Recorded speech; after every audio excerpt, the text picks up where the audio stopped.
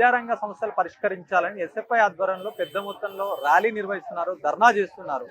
గత ప్రభుత్వం అప్పుడు ఏదైతే హామీలు ఇచ్చింది విద్యార్థులకు నాణ్యమైనటువంటి భోజనం కావచ్చు, నాణ్యమైనటువంటి విద్య అందిస్తామని చెప్పి ప్రస్తుతం నిర్లక్ష్యంగా వ్యవహరిస్తుందని చెప్పేసి పెద్ద ఎత్తున ధర్నా చేస్తున్నటువంటి క్రమంగా చెప్పొచ్చు. మాట్లాడదాం. ఎస్ఎఫ్ఐకి సంబంధించినటువంటి నాయకులు ఉన్నారు, ఆందోళన చేశారు, సైకిల్ యాత్ర సైతం చేసినటువంటి పరిస్థితి. చెప్పండి, ఏంటి అసలు ఎస్ఎఫ్ఐ యూనియన్ గా మీరు అసలు ఎట్లా ఫైట్ చేస్తున్నారు, ఏం కావాలని మీరు స్టూడెంట్ కి ఎట్లా న్యాయం చేస్తారు, మరి ఇప్పటికి పెద్ద మొత్తంలో ర్యాలీ చేస్తూ ధర్నాలు చేస్తున్నారు, ఉద్దేశం ఏంటి అసలు? ముఖ్యంగా ఈ యొక్క విద్యా పరిరక్షణ సైకిల్ యాత్రని ఆగస్టు 25 నుంచి నిర్వహిస్తున్నాము.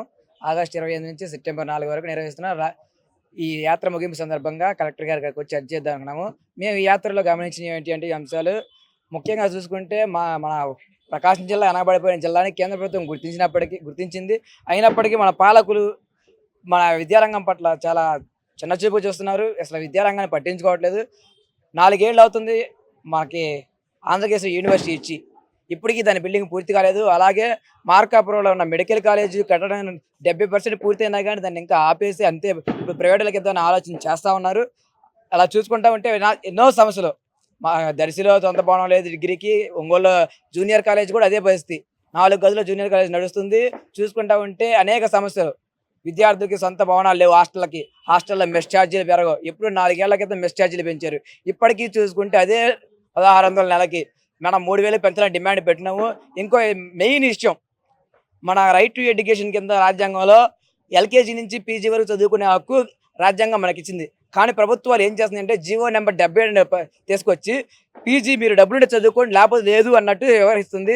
ఆ జీవో నెంబర్ 77 రద్దు చేసి పీజీ విద్యార్థులకు కూడా స్కాలర్షిప్ వచ్చేలాగా వాళ్ళు కూడా చదువుకునే, ఒక పీజీ చేస్తేనే ఏ ఉద్యోగమైనా రావడానికి అర్హులు, అనర్హత చేసి డబ్బులుంటే చదువుకోండి అంటున్నారు. అప్పుడు చూసుకుంటే చదువుకోవడం అంటారు, కానీ ఇప్పుడు చదువు కొనడం అనేలా ప్రవర్తిస్తున్నారు. ఒక ప్రాంతంలో చూసుకుంటే గవర్నమెంట్ ప్రభుత్వ విద్యా సంస్థల కంటే ప్రైవేట్ విద్యా సంస్థలు ఎక్కువ ఉంటున్నాయి. సుమారు చూసుకుంటే ఒంగోలులో 10 గవర్నమెంట్ స్కూల్స్ ఉంటే 90 ప్రైవేట్ స్కూల్స్ ఉన్నాయి. చూసుకుంటే అలా ప్రైవేటీకరణ పోషిస్తుంది. ప్రభుత్వ విద్యా సంస్థలు తగ్గించుకుంటూ వస్తుంది. మార్కాపురంలో ఇంటర్మీడియట్ డిగ్రీ కాలేజీలు లేవు, గిద్దలూరులోని అదే పరిస్థితి. ఇలాంటి పరిస్థితులు ఉన్నప్పుడు కానీ గవర్నమెంట్ ఏమో ఓదర్లో కొట్టుకుంటుంది.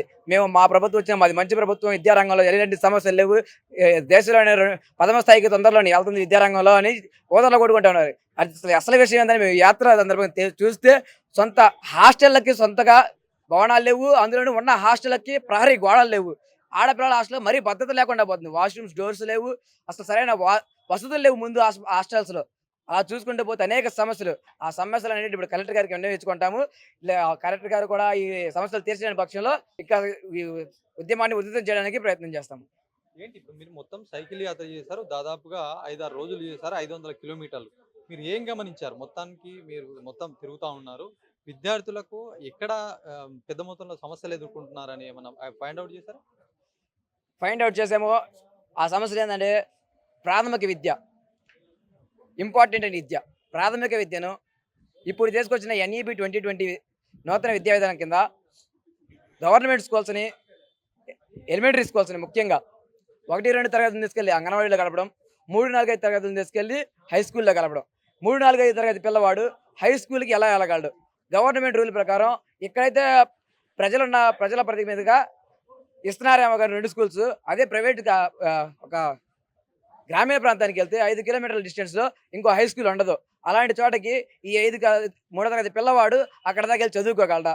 ప్రభుత్వాలు అక్కడెక్కడో కూర్చొని ఒక జీవో తయారు చేసి పంపిస్తున్నారు, కానీ గ్రౌండ్ లెవెల్లోకి వచ్చి చూసి విద్యార్థులకి ఇది ఉపయోగపడుతుందా, ఇది అందరికి అందుతుందని ఆలోచించకుండా వాళ్ళ పాటు వాళ్ళు జీవోలు చేసుకుంటూ ఉంటే, సింగరాయకొండ దగ్గర ఒక ఊర్లో అలా విలీనం చేసిన స్కూల్ నుంచి 3వ తరగతి పిల్లవాడు హై స్కూల్కి వెళ్ళాలంటే రైల్వే ట్రాక్ దాటి వెళ్ళాలి చిన్న పిల్లవాడు.